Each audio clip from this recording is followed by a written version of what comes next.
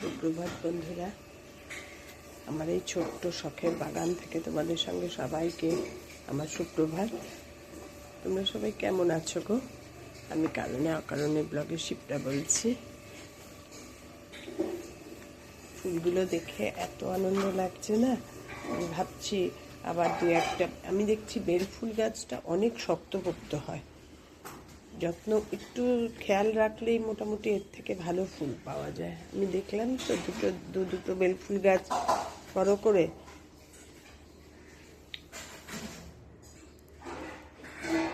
Weather এখন একদম convert. 3 দিন ধরে মানে কড়া রোদ না উঠে মানে এত সুন্দর ওয়েদার। আজকে এখন 6:30 বাজে, তাতেই রোদ উঠে গেছে। ওয়েদার একদম বিলকুল ঝকমকে দিন একদম। তাই বলছি, প্রকৃতি কি না পারে। এই গরম পাগলের মতো এসি ছাড়া থাকতে পারছিলাম না আজ 2 দিন ধরে।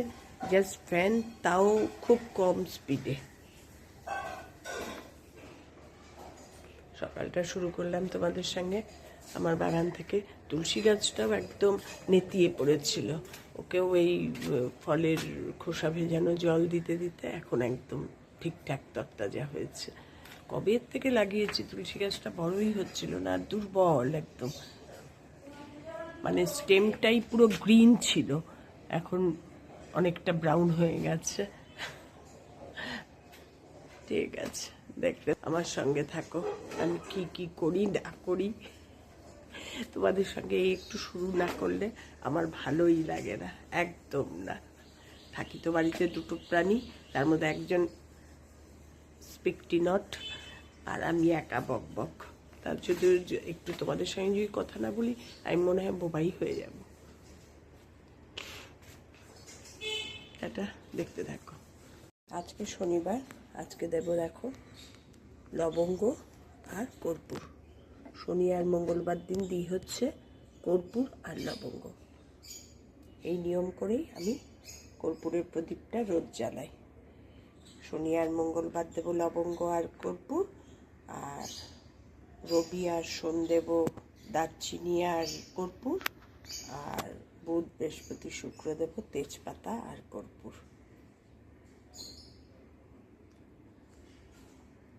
এটাই হচ্ছে কর্পূরের প্রদীপ জ্বালানোর নিয়ম। এবার জ্বালাবো, তোমাদের দেখিয়ে দিলাম। সারা বাড়ি ঘুরিয়ে এইভাবে রেখে দিই, এবার যতক্ষণ জ্বলে। এত সুন্দর একটা গন্ধ বেরোয় না, কর্পূর আর লবঙ্গ দুটো মিক্সিং, দারুণ।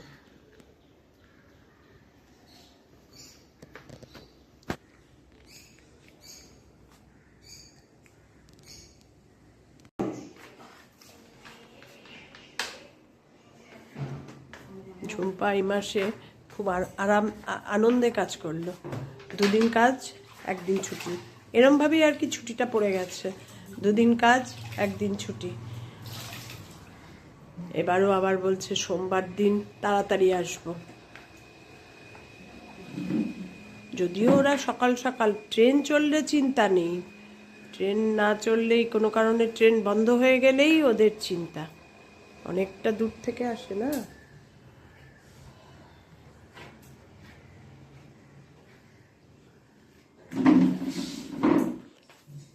এত নোংরা বেরোয় ঘর থেকে, এক এক সময় তো আমি ঝুম্পাকে বলি, কোমরে করে নিয়ে এসছো নাকি ধুলো? কোত্থেকে এত ধুলো হয় আমি বুঝে পাই না গো। এত পরিষ্কার করে রাখি, ঝুম্পা মরছে পরিষ্কার করে, ফাঁকি মারে ঠিকই, কিন্তু তাও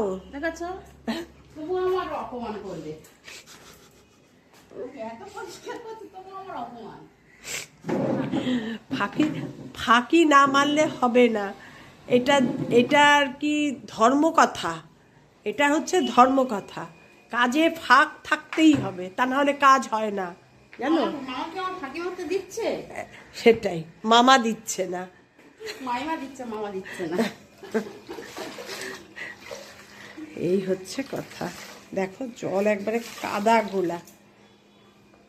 তার মধ্যে আমিও করি, সকালবেলা কচবাইট দিয়ে রান্নাঘর পুরো ডলে রেখেছি সার্ফ দিয়ে। এখন ঝুম্পা মুছে নেবে।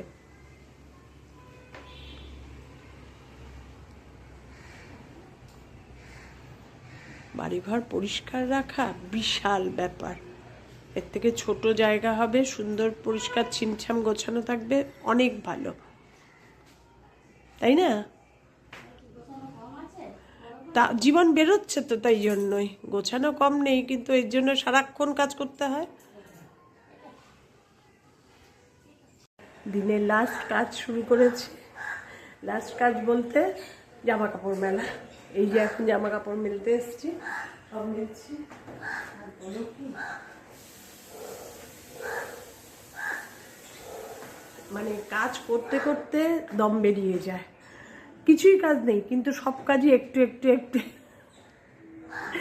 এবার জামা কাপড়টা মেলে নিই, আবার তারপরে তোমাদের সঙ্গে কথা বলছি। সকালে উঠে ফার্স্ট কাজ হয়েছে অ্যারারুট দিয়ে স্টার্চ বানানো। এক গামলা ভর্তি বানিয়েছি। এটা আমার না দিলে চলেনি। এই প্রতিটা জামা কাপড়ে সেরমভাবে এত স্টার্চ দিই না এখন আর, কিন্তু এই মাসের যে চাদর, পিলো কভার, সবগুলোতে আমার স্টার্চ দিয়ে, মানে উজালা দিয়ে, কমফোর্ট দিয়ে না ধুলে চলবে না। কারোর মেলা পছন্দ হয় না, তাহলে খাটনি তো হবেই। মেয়ে তাই বলে, তাহলে তো তোমার খাটনি হবেই, কিচ্ছু করার নেই।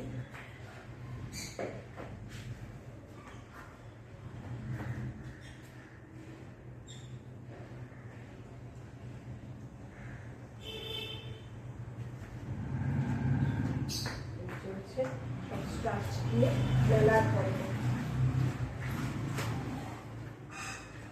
তার সঙ্গে সঙ্গে ফাঁকে ফাঁকে এসে তোমাদের সঙ্গে একটু কথা বলছি।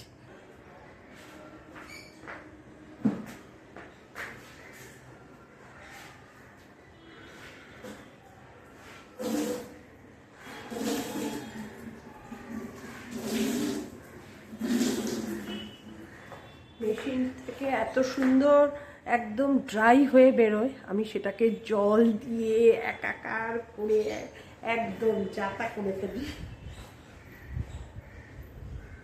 আমার নিজেরই খারাপ লাগে।